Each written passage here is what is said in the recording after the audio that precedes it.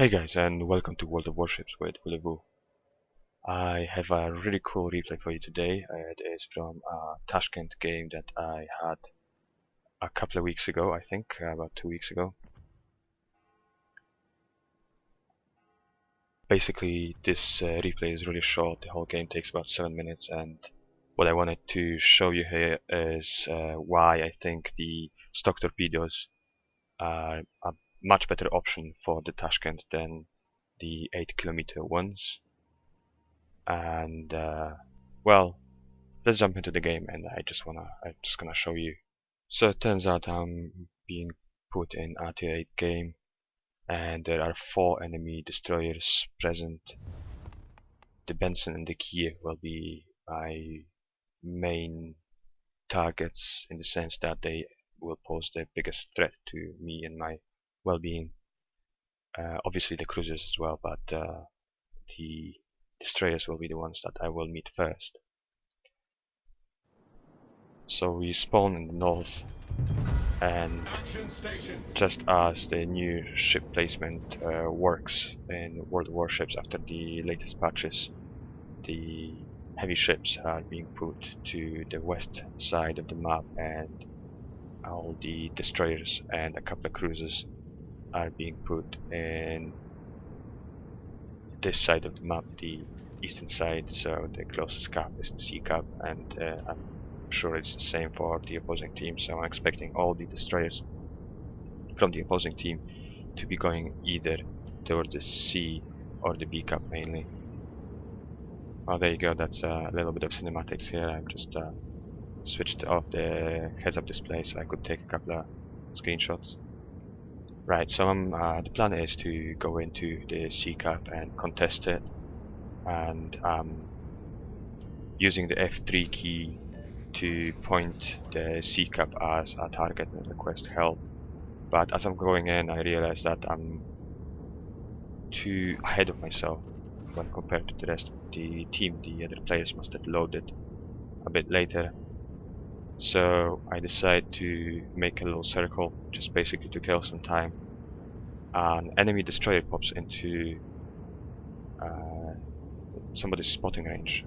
We've seen it for a moment on the map. I still don't know which one it is. Most likely the Kiev, simply because he's the fastest destroyer around. So now that I'm being joined by fellow friendly Kiev, I feel that we can go in.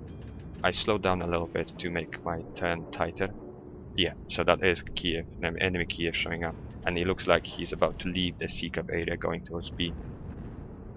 So as I was saying, now that I've got the friendly Kiev with me, I'm thinking it's time to go in, but turns out that the friendly Kiev has different ideas. It looks like he wants to go Kiev hunting around B cap, which is fine by me. If he's gonna occupy that one, then it's basically the same thing as if he went in with me to C.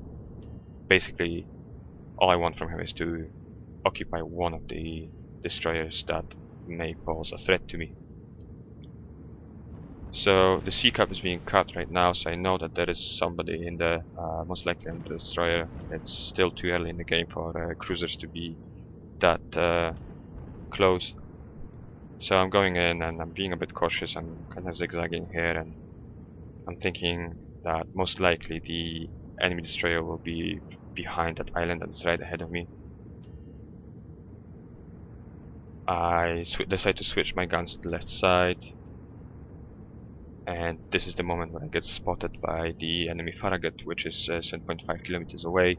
It's quite far away. I feel quite safe, but also this is the moment where the enemy Benson shows up, and just look at that torpedo engagement I'm just doing right now.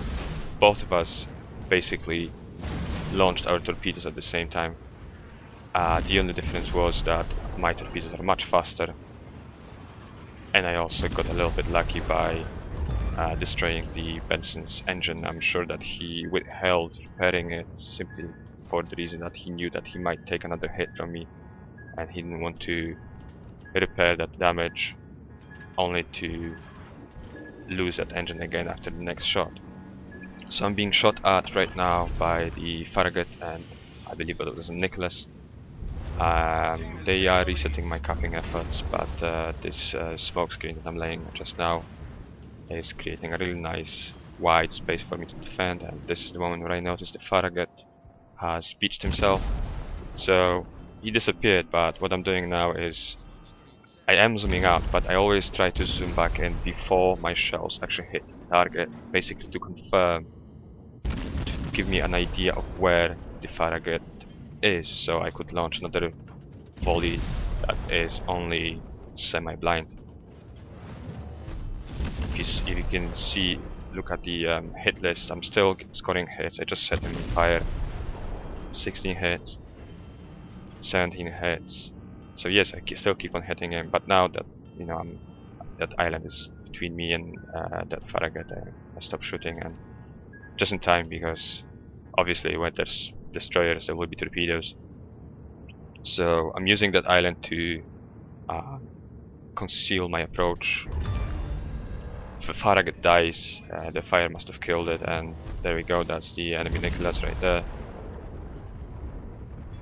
I have to admit I am messing up some of my gunnery here, because I'm foolishly assuming that the Nicholas has beached itself as well, but no, he's definitely been on the move. The moment he hit that island, he was already reversing and he avoided all my shots. So this is the moment where I noticed that I almost ran into this island, and then that would be a really bad thing to get stuck now.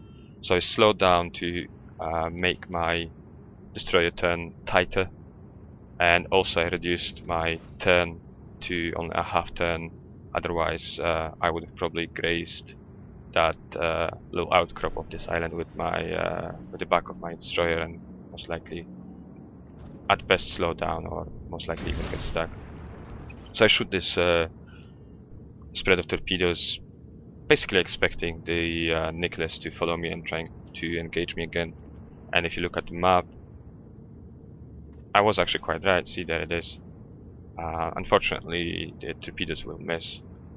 And if you look at the score at the top of the screen, the battle has only barely started, and we are already winning. We've managed to kill 5 ships, and this is always very dangerous for a team to lose so many ships at the beginning of the battle, because it takes away your points. You start with a certain number of points, and if you lose a couple of ships, you suddenly find yourself having, well, as you can see, 30 points for the enemy team. So one more death, anyone, and the game is over. So I'm here to engage the cruisers here. I'm pretty confident when attacking them. I know that I could take a couple of them with me to the grave if they decided to actually engage me seriously. Shoot a couple of AP volleys, and I'm just about to shoot my torpedoes when, well, the battle finishes. So there you go, 254,000 in 7 minutes, 2 kills, 1 torpedo hit. Nothing really special, just an average Joe kind of a game, I suppose. But the point is that I have the chance to switch the torpedoes to the 8-kilometer ones in my Tashkent, but I am not going to do this simply because, well, for 2 reasons. One, it will tempt me to try combat bigger ships than destroyers with these torpedoes, and I believe that this is not their purpose. And second, if I am going to engage destroyers, I want to have the fastest torpedoes possible, because those engagements will be always knife fights, very short range. The Benson I engaged right now was only about 1.5 kilometers away from my ship when he popped into my spotting range. So yeah, I want the fastest torpedoes around. So this game translates into just over 1800 base experience, which is okay, I suppose. And I haven't done that much damage. The total damage is just over 27,000, I think, just roughly. So again, not that much, but the point is that I've engaged and um, killed 2 destroyers, and I also heavily damaged another one. Money-wise, this game, even though it was so short, it gave me 218,000 of pure profit after all repairs and refits. And yeah, it was really surprising for me to finish that game so early. I wasn't really paying that much attention to the score when I was on my way to engage those cruisers. I wasn't aware that I'm basically running out of time. So yeah, thanks for watching this short video. I hope that you enjoyed watching it and maybe even learned something from it. And if you did, please give the video a like down below there. And also definitely think about hitting that subscribe button if you'd like to see more of my materials. So for now, I say goodbye, and I'll see you on the open seas.